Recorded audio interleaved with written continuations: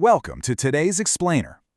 Building a world-class fighter jet from absolute scratch, it's a notoriously exclusive club, but today we're looking at exactly how India is breaking into it. We're focusing on what is literally the absolute backbone of the Indian Air Force's future modernization strategy, the LCA Tejas Mk-1A. If you want to understand how a nation completely overhauls its aerial defense capabilities while building a massive domestic industry from the ground up, well, you're in exactly the right place. Let's dive right in. Okay, so what exactly is the LCA Tejas Mk-1A? Simply put, it's an indigenous 4.5 generation supersonic multi-role light fighter jet. Now, 4.5 generation is basically a fancy way of saying it combines a highly agile airframe with cutting-edge 21st century radar and data networks. It's highly advanced, incredibly fast, and built to handle multiple types of combat missions, all developed domestically.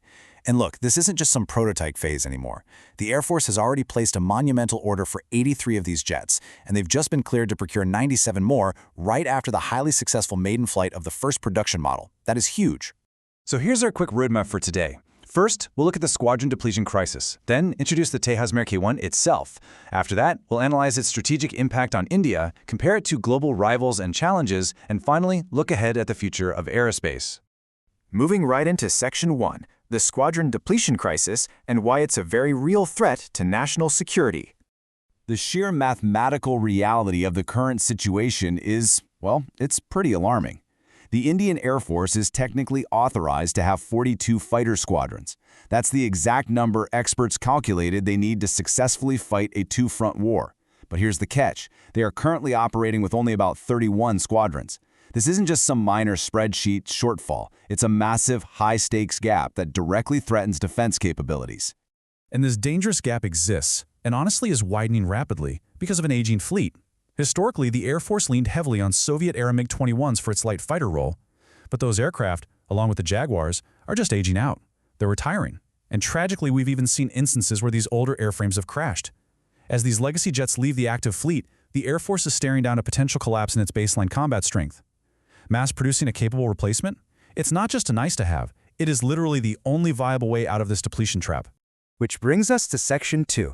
Introducing the Tejas Mk-1A and why it's a massive leap in capability. Now, this modern aircraft didn't just appear out of nowhere. The Light Combat Aircraft, or LCA project, actually started way back in 1983. Yeah, 1983. The specific goal even back then was replacing those aging MiG-21s. It took decades of development, a massive engineering effort, and overcoming a lot of hurdles before the initial Mk-1 variant was officially inducted in 2016. But the real game changer? That's the massive order placed in 2021 for the highly upgraded Mk-1A, which just culminated in its historic maiden flight in 2024.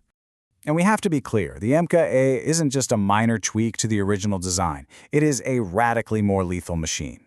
It features this incredibly advanced Israeli Active Electronically Scanned Array, or AESA, radar. To put that in perspective, this radar can spot threats way before the enemy even knows they're being tracked.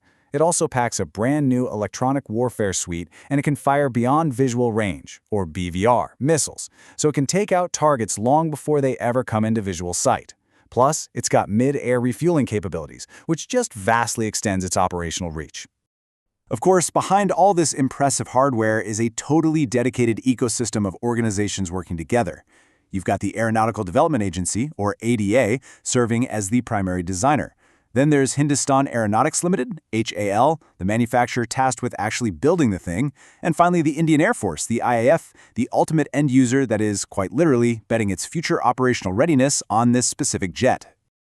Okay, let's move to Section 3, the strategic impact on India, looking at both the economy and combat. The financial magnitude of this project is absolutely staggering. We're talking over 65,000 crores. To put that into context, that is equivalent to funding several major national infrastructure projects all at the exact same time. So this isn't just an expenditure, it's an immense investment. An order of this size is basically an absolute lifeline for HAL, and crucially, for hundreds of Indian micro, small, and medium enterprises. It is single-handedly creating and sustaining a robust domestic aviation manufacturing ecosystem right inside the country. But the strategic impact goes way beyond just the economy. It completely changes how the Air Force fights. We're talking about network-centric combat. Thanks to that advanced AESA radar we just talked about, combined with secure software-defined radios, the Mk-1A doesn't just fly blindly on its own. It can simultaneously track dozens of enemy targets and seamlessly share that live data with other Indian jets and AWACS. Those are the airborne warning and control systems. Essentially, this allows the Air Force to completely dominate the electronic battle space. All right, on to Section 4, Global Rivals and Challenges, specifically looking at production versus cost. Globally speaking, the Tejas Mk-1A competes directly with the JF-17. Now that's an aircraft of Sino-Pakistani origin that is heavily backed by China.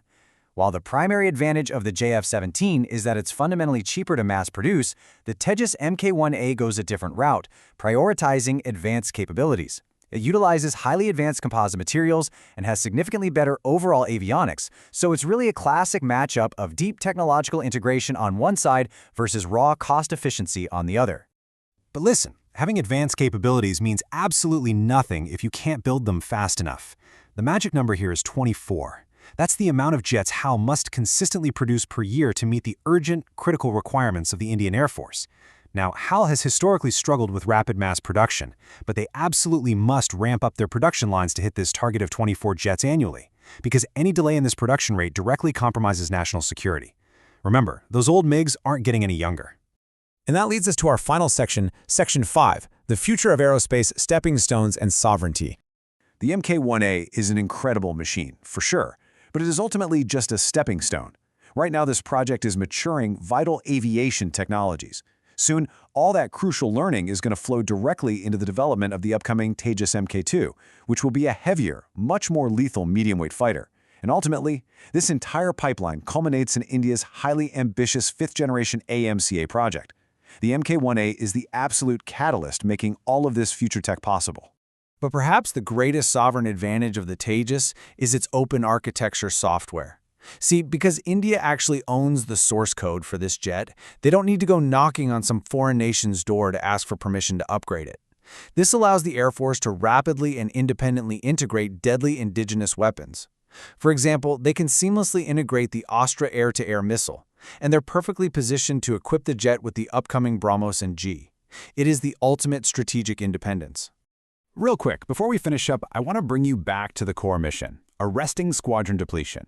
If you take away only one single thing from today's explainer, let it be this. All the fancy AESA radars, the source code ownership, the MSME ecosystem, it all serves this one unforgettable goal, preventing the total collapse of the nation's baseline combat strength. To lock this all in, let's do a quick review of our high-retention memory triggers so you've got the whole picture. We explored the LCA Tejas Mk-1A, a highly capable multi-role fighter designed to restore critical squadron strength. Its massive procurement is actively building a robust domestic aerospace ecosystem, and it's powered by lethal advantages like the AESA radar and BVR missiles. So I want to leave you with a provocative thought as we wrap up today's explainer. As the Indian Air Force finally modernizes its fleet with this Tejas Mk-1A, how will upcoming massive, full-scale exercises like Vayu Shakti and Gagan Shakti actually put these new capabilities to the ultimate test? It's a fascinating question, and definitely one we'll be keeping a very close eye on. Thanks for joining me on this deep dive into the Tejas Mk-1A. See you next time.